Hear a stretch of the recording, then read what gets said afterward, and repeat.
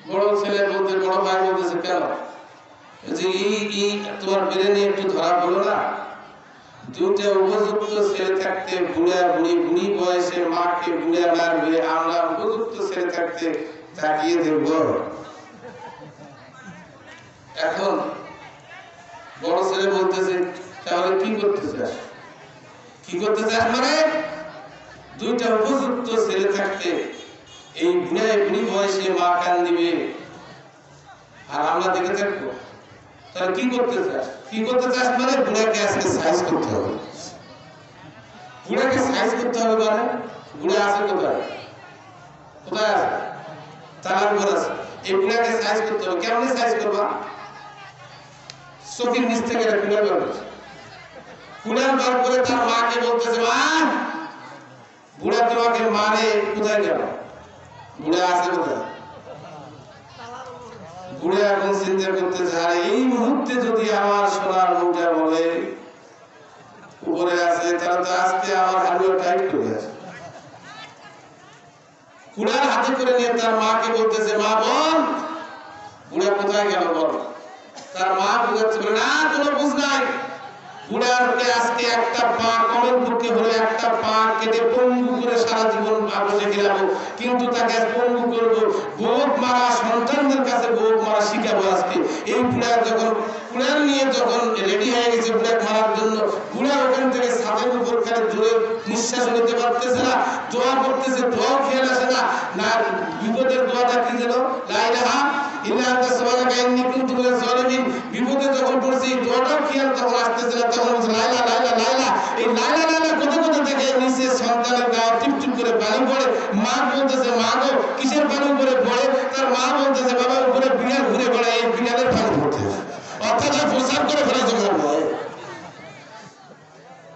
পর্দাবিহীন যে সমস্ত মা বোনেরা চলে আমাদের এখন একটা বলে না আগে আমরা শুনেছি তেল পিঠা বলা তেল পিঠা যখন বাজে পুরুষকে দেখতে দেয় কারণটা কি পুরুষকে দেখতে না দেওয়ার কারণ হলো যে এই তেল পিঠা ফলে না নষ্ট হয় তাহলে পুরুষের চোখের পাওয়ার আল্লাহ কত দিয়েছেন বাস্তবে অনেক পুরুষ আছে একটা গাভীর উড়ানের দিকে যদি তাকায় গাভীর উড়ানটা কি হয় নষ্ট হয়ে যায় অনেক পুরুষ আছে একটা কলার গাছের ঘাউলের দিকে তাকিয়েছে কলার ঘাউলটা পচে যায় আছে না নাই তাহলে চোখের পাওয়ার কত দুইটি চক্ষু দিয়ে দেখে যদি একটা পিঠা নষ্ট হয় দুইটি পুরুষের চক্ষু দিয়ে তাকিয়ে যদি গরুর উড়ান বা দুধের ভাষা দুধের উড়ান দিয়ে নষ্ট হয়ে যায় একটা কলার ঘাউল নষ্ট হয়ে যায় তাহলে পুরুষের চোখের পাওয়ার কত পর্দা বিহীন বেপরদা অবস্থায় মেকআপ করে যে সমস্ত মহিলাগুলো রাস্তাঘাটে ঘুরে সারাদিন শত শত পুরুষ তাদেরকে লক্ষ্য করতেছে ঠিক না বেঠিক তাদের সঙ্গে লক্ষ্য করতেছে এই লক্ষ্য করার কারণে ওই মেয়েটি তখন পর্দাহীনা হয়ে যায় ওই মেয়েটি পুরুষের চোখ পাইতে পাইতে মেয়েটি নষ্ট হয়ে যায় আর এই নষ্ট মেয়ের পেটে যে ছেলে মেয়েগুলো আছে এই ছেলে মেয়েগুলোর কাজেই হচ্ছে বাংলার জমিনে কোরআনের বিরুদ্ধে কথা বলা ঠিক না বেঠিক কোরআনের বিরুদ্ধে কথা বলা এই সমস্ত ছেলে মেয়েদের কারণে দুনিয়ার জমিনে আজকে মারামারি কাটাকাটি রাজধানী খুন খারাপি সাদাবাজি বাটপার ক্লিনপার যত সমস্ত ধর্ষণ যত কুকর্ম হচ্ছে এই জাতীয় মহিলার পেট থেকে যে সন্তানগুলো বাইরে হচ্ছে এই সন্তানগুলোর ফলাফল এটা এই জন্য আল্লাহ তাআলা বলেন আসিন আল্লাযীনা কাফারু ইলা জাহান্নামা যুমারা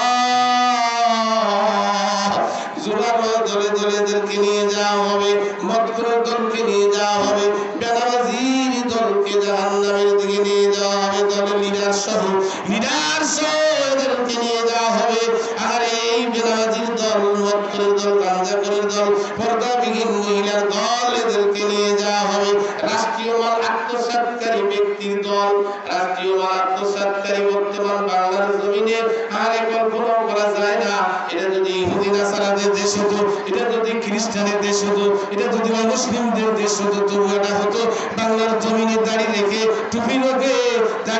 টুপি পরে আহারে দরবারে বাবাজি হাজার লক্ষ লক্ষ টাকা আত্মসাৎ করেছে কথা ঠিক না ঠিক এই দরবের বাবাজি আরে অবৈধ মাল কেউ ভোগ করতে পারে না আল্লাহ ভোগ করতে দেয় না এই দরবের বাবাজি দাড়ি রেখে সমস্ত কাজগুলো করলো লাস্টে এমন পরিণাম পরিণতি হইল ছাড়লো বাড়ি কাটলো দাড়ি আর আরে কবরে উঠলো তার দড়ি। ঠিক না বেঠে? 116টি আলেমদের তালিকা করেছিল বিচারপতি কালাওয়ানি। আর 116টি আলেমদের তালিকা করেছিল। এই আলেমদেরকে তালিকা করা, সেই আলেমগুলো কোন আলেম? বাংলাদেশের সবচেয়ে শীর্ষ শ্রেণীর বড় বড় আলেমদের 116টি আলেমদেরকে বিচারের আওতায় নিয়ে আসে তাদেরকে করতে চেয়েছিল ঠান্ডা। আরে মুরবি করলো ঠান্ডা। কেমন করে করবে ঠান্ডা? মুরবি ঠান্ডা করার আগে নিজেই গণপিটনকে জঙ্গলে পড়ে আছে, নিজেই হারালো তার একটি আন্ডা। ঠিক না ঠিক? এটা আল্লাহর মান। ওমা কাবুলা মা কানাল্লাহ আল্লাহু খায়রুল মাকিরিন। আরে আল্লাহর অক্ষর বোঝা বড় কঠিন। আলেমদের সঙ্গে জীবনে জিন্দেগি কেউ লাগবেন না, কারণ আরেকটু পূর্বের ইতিহাসগুলো একটু পড়ে আসেন কি অবস্থা। পূর্বের ইতিহাসের দিকে একটু দেখেন। আমি একটা ঘটনা বলতে চাই। মুসা আলাইহিস সালাম নামে একজন নবী ছিলেন। আর এই মুসা আলাইহিস সালাম এর যুগে তখন কারণ নামে একটা ধনাঢ্য ব্যক্তি ছিল। এই কারণ ধনাঢ্য ব্যক্তি, এত ধন তাকে আল্লাহ তাআলা দিয়েছিল। কারণের ধনগুলো, সম্পদগুলো রাখার জন্য যে গোলাঘর ছিল, এই গোলাঘরের যে তালাগুলো লাগায়া ছিল, এই তালাগুলো লাগার পরে এই তালাগুলো খোলার জন্য যে চাবি, এই চাবিগুলো কোরআনুল কারীমের মধ্যে এসেছে। এই চাবিগুলো বহন করতে একদল লোকের পক্ষে অসম্ভব ছিল। চাবি বহন করতে একদল লোকের পক্ষে অসম্ভব ছিল। কিতাবে আছে যে একদল ফসলের পক্ষে অসম্ভব ছিল। কারণের চাবিগুলো বহন করতে, তালা না, তালা খোলার চাবি বহন করতে একদল লোকের পক্ষে অসম্ভব ছিল। তাহলে কেমন ধনী ছিল, কত কোটি টাকার মালিক ছিল। এই কারণকে হযরত মুসা আলাইহিস সালাম যখন যাকাতের কথা বলে, এই কারণকে যখন মুসা আলাইহিস সালাম যাকাতের কথা বলে, আখিরাতের কথা বলে, কারণ এবার চিন্তা করলেন, মুসা রে, তো আমি এত বড় একটা ধনাঢ্য, আমি এত একটা সম্মানিত, আর তুমি আমার পিছনে লাগছো, তো তোমার ইশারা বাজা বাজাও। কারণ একটা বুদ্ধি করলেন কি, মুসাকে দমন করার জন্য, মুসাকে বদনামে ফেলে দেওয়ার জন্য। কারণ টাকা দিয়ে একটা সুন্দরী মেয়ে ভাড়া করতে গেল। আর দেখেন ওই সিলসিলা বাংলার জমিনেও চলতেছে রে বাবা, এখনো আছে। নাস্তিকবাদীরা, তাদের অনুসরণকারীরা ওই সিলসিলায় মেনে চলছে। ঘটনাটি একটু শোনেন। এখানে মুসা আলাইহিস সালাম একজন আল্লাহর নবী। এই মুসা আলাইহিস সালামকে বদনামে ফেলে দেওয়ার জন্য কারণ টাকা দিয়ে একটা সুন্দরী মেয়েকে ভাড়া করলেন। মেয়েটি বললেন, আমাকে টাকা দিয়ে তুমি যে ভাড়া করতে চাও, আমার দ্বারা কি কাজ করে নিতে চাও? কারণ বললো, আমাদের সমাজের মধ্যে একটা যুবক আছে, নাম হলো মুসা। এই মুসা যখন জনসভার মধ্যে বক্তব্য দিবে, ও মেয়ে, জনসভার মধ্যে যখন মুসা বক্তব্য দিবে, তখন তুমি শুধু ওই জায়গার মধ্যে গিয়া, আমি যখন ইশারা দিব, তখন সমস্ত শত শত মানুষের মাঝে ওই মুসার সামনে, শত শত মানুষের সামনে উঠে শুধু বলবে, এই মুসার কথা কেউ শোনেন না, মুসা আমার সঙ্গে জেনা করেছে। করে বলে নাউজুবিল্লাহ। বাংলার জমিনে আজকে দেখেন কত আলেমদেরকে ধরে কোরআনের কথা বলতে গিয়া, কত আলেমকে ধরে ধর্ষণের মামলা পর্যন্ত দিয়েছে, ধর্ষণের মামলা পর্যন্ত দিয়েছে। আরে আলেমদেরকে গায়ে হাত দিবেন না। আলেমরা কোন জিনিস, ঘটনাটি শুনলেই বুঝতে পারবেন। আর মুসা আলাইহিস সালাম কে এবার সে বদনামের মধ্যে ফেলবে। কারণ মেয়েটাকে ভাড়া করলেন। মেয়েটিকে বললেন, কত টাকা নিতে চাও? মেয়েটি বললেন যে, তুমি আমাকে নিয়ে যেতে চাও। যে ছেলের কথা বললে, সেই ছেলের কথা আমি জীবনেও শুনি নাই। আমি ছেলের কাছে আমাকে নিয়ে যাচ্ছ, যাও, তবে এতগুলো টাকা লাগবে। টাকাগুলো নিয়ে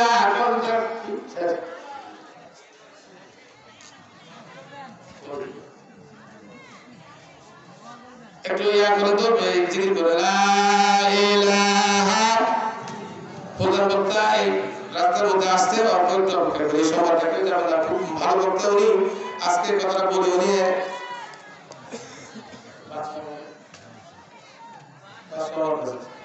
বাবা বাচ্চা বাবা কোথায় আছেন? কোথায়? আচ্ছা বলতেছি, যাও একটু জিকির করে, লা ইলাহা ইল্লাল্লাহ, লা ইলাহা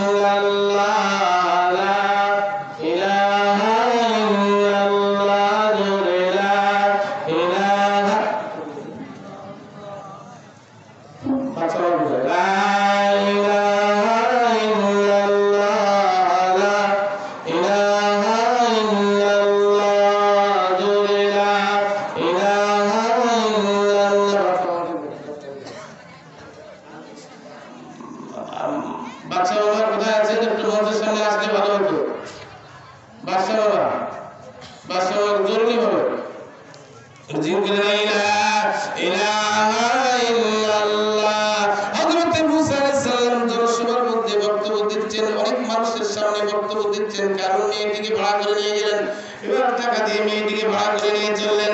মেয়েটিকে ভাড়া করে নিয়ে যাওয়ার পরে দেখে অনেক লোকই মুসা আলাইহিস সালাম বক্তব্য দিচ্ছেন, সবাই শুনতেছেন। মুসা আলাইহিস সালাম আছে এই রাস্তার উপরে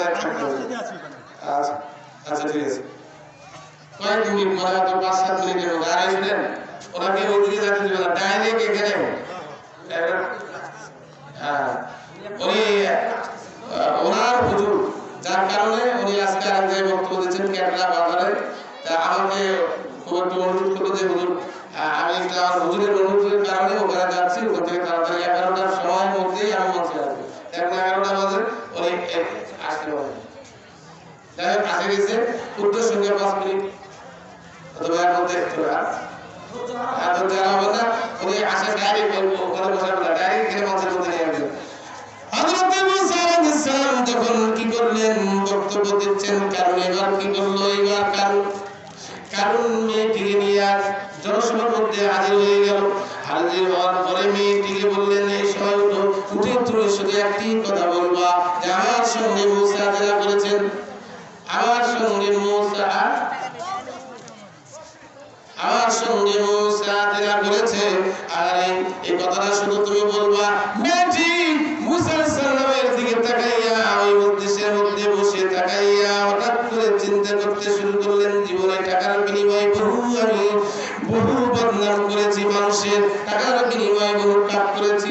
আজকে যে লোকটি যে ছেলেটি বদনাম করার জন্য টাকা নিয়েছি, আর বিবেকে বাদে এই ছেলেটির বদনাম আমি কেমন করে করবো? ছেলেটির চেহারা খুব সুন্দর, এই ছেলেটির চেহারা এত সুন্দর, ছেলেটির কথাগুলো এত সুন্দর, না এর বিরুদ্ধে আমি বদনাম করতে পারবো না, এর বিরুদ্ধে আমি কথা বলতে পারবো না। কারণ বারবার তাকে রুমিয়া করায়, কারণ বারবার তাকে এরকম উস্কানি দেয়, কিন্তু মেয়ে ওঠে না। এক পর্যায়ে উঠে বললেন, সত্য কথাটি বললেন, ও জনসভার জনগণেরা, মুসা ছেলেটির বিরুদ্ধে আমাকে বদনাম করার জন্য টাকা দিয়ে ভাড়া করে নিয়ে এসেছে।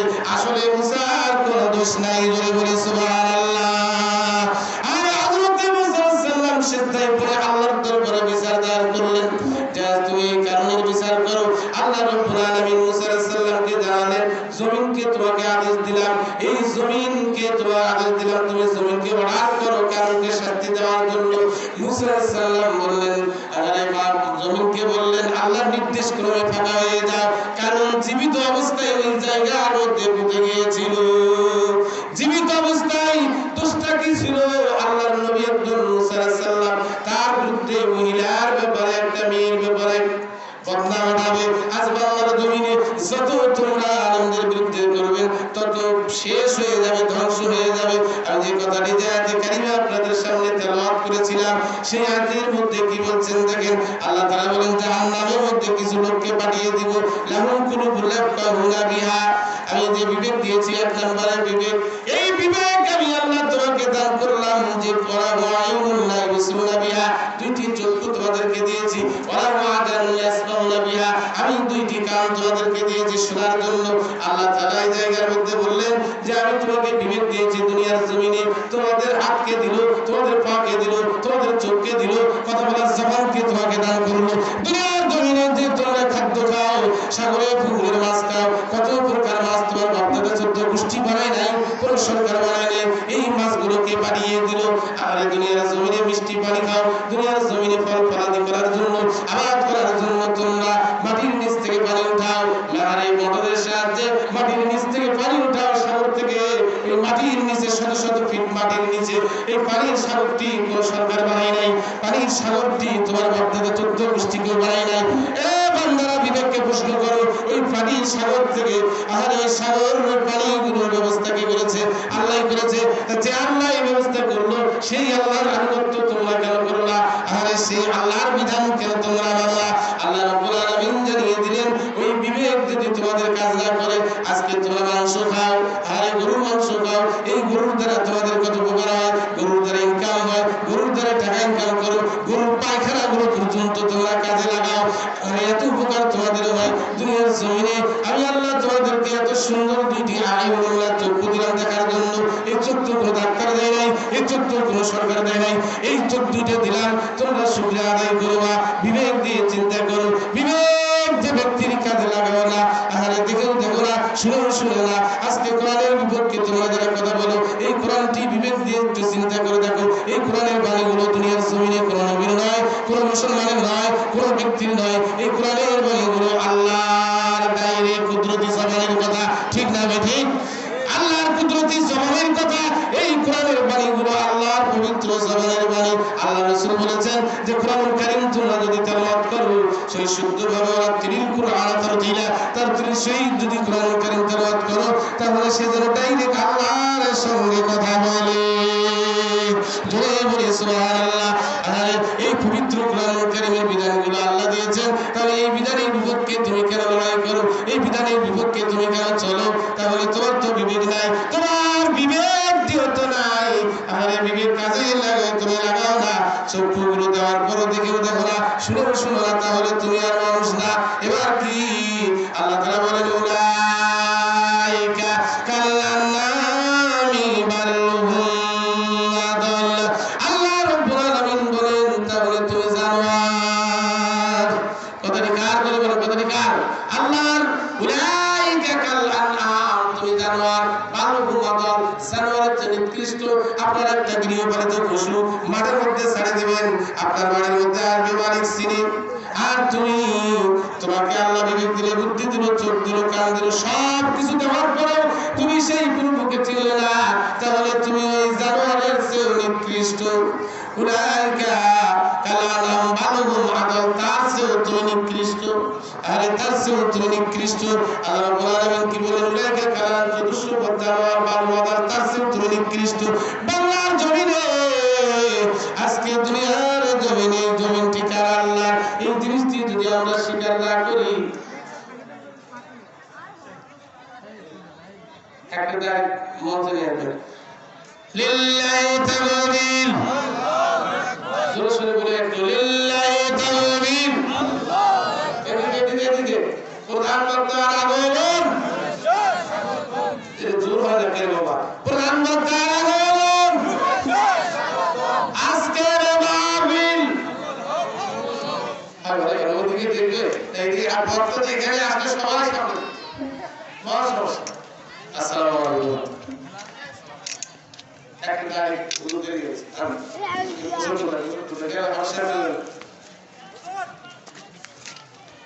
আচ্ছা একটু জিকির করে সামনাসামনি একটু আসেন। লা ইলাহা ইল্লাল্লাহ, আসেন সামনে জায়গা পাড়ে বসে, তাহলে ওইটা আল্লাহর দরবারে সাক্ষী দেবে। আসেন, লা ইলাহা ইল্লাল্লাহ। মা বোনেরা জায়গা হচ্ছে না, মা বোনেরা জায়গা হচ্ছে না, একটু চাপাচাপি করে বসেন। শীতের টাইম চাপাচাপি করে বসতে কুসুম কুসুম গরম লাগবে, আরাম হবে। আপনারা একটু চাপাচাপি করে বসেন, মেহেরবানি করে চাপাচাপি করে বসেন। বসে অল্প সময় আমাদের মেহমান চলে আসছেন, এই মুহূর্তে উনি তাফসীর শুরু করবেন, আমরা শুনবো। আমরা পিছন থেকে আরেকটু সরে বসে